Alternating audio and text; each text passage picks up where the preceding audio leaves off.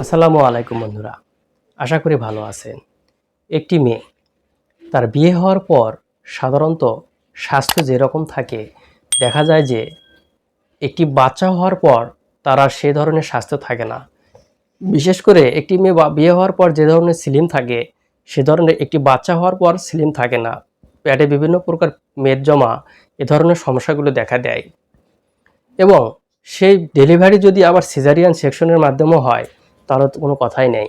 তাহলে আরও পেট বড় হয়, যে যার মতো সমস্যা দেখা দেয়, এমনকি মুটিয়ে যাওয়ার মতো সমস্যা দেখা দিতে পারে।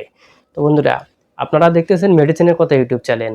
প্রতিনিয়ত মেডিসিন এবং স্বাস্থ্য বিষয়ক টিপস পেতে চ্যানেলটি সাবস্ক্রাইব করে পাশে থাকা বেল আইকনটি বেজে দিবেন, যেন সবার আগে মেডিসিন এবং স্বাস্থ্য বিষয়ক ভিডিও আপনি পেয়ে থাকেন।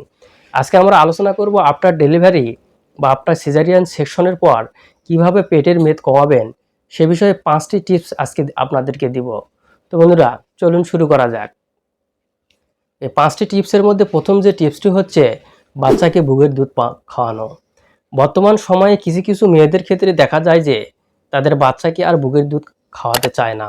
তো বন্ধুরা, একটি গবেষণায় দেখা গেছে যে একটি মায়ের ডেলিভারি হওয়ার পর যদি সে তার বাচ্চাকে বুকের দুধ পান করায়, সেক্ষেত্রে তার জরায়ু অতি তাড়াতাড়ি সংকোচন হতে পারে, সংকোচন হয়ে যায়। আপনার জরায়ু যদি অতি তাড়াতাড়ি সংকোচন হয়ে যায়, সেক্ষেত্রে দেখা যাবে যে আপনার পেটের সাইজটাও কমে আসবে। তো বন্ধুরা, আপনি অবশ্যই ডেলিভারির পর অবশ্যই 1 থেকে 6 মাস বাচ্চাকে বুকের দুধ পান করাবেন। এবং দ্বিতীয় যে টিপসটি হচ্ছে, সেটি হচ্ছে পেটে বেল পড়া। আপনি খাওয়া, শোয়া এবং ওয়াশরুম ছাড়া সর্বক্ষণ পেটের বেল ব্যবহার করবেন, কেননা এই পেটের বেল আপনাকে জাদুর মতো পেটের মেদ কমাতে সাহায্য করবে। এবং তৃতীয় যে টিপসটি বলবো, সেটি হচ্ছে এক্সারসাইজ। সাধারণত পেটে বাচ্চা আসার পর বিভিন্ন প্রকার হরমোনের ইমব্যালেন্স হয়ে থাকে।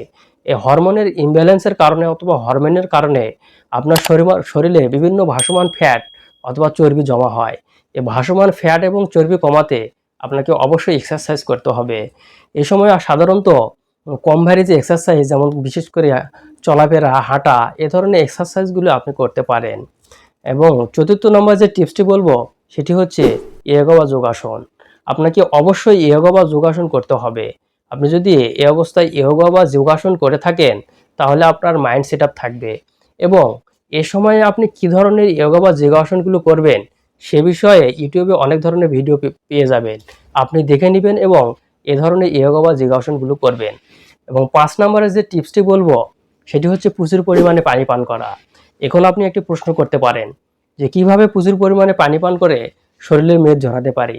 তো বন্ধুরা, আমাদের শরীরে পানি যেরকম ফ্লুইড ইমব্যালেন্স ঠিক রাখে, সেরকম আমাদের ভাসমান বিভিন্ন প্রকার টক্সিক উপাদান, বিভিন্ন প্রকার ভাসমান ফ্যাট, এগুলো নিরাময় করতেও পানি অতিরিক্ত ভূমিকা পালন করে থাকে।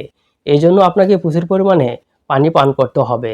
তো বন্ধুরা, আমি যে 5টি টিপস বললাম, এই 5টি টিপস যদি আপনি নিয়মিত মেনে চলতে পারেন, সেই সঙ্গে যদি মাইন্ড সেট আপ রাখতে পারেন, আর আপনাকে অবশ্যই মনে রাখতে হবে, আপনি একটি বাচ্চা হওয়ার আগে যে আপনার লাইফস্টাইল ছিল, অবশ্যই একটি বাচ্চা হওয়ার পর আপনার সে ধরনের লাইফস্টাইল আর থাকবে না। এজন্য আপনাকে মাইন্ড সেট আপ করে চলতে হবে। এবং এটি যে অতি তাড়াতাড়ি কাজ করবে তা না। আপনি যদি এই টিপসগুলো মেনে চলেন, অবশ্যই আপনি আগের মতো হয়ে যাবেন, কিন্তু একটু সময় লাগবে। তো বন্ধুরা, এই ছিল আফটার সিজারিয়ান সেকশন পর কিভাবে ফিট থাকবেন সে সম্পর্কে আজকের ধারণা।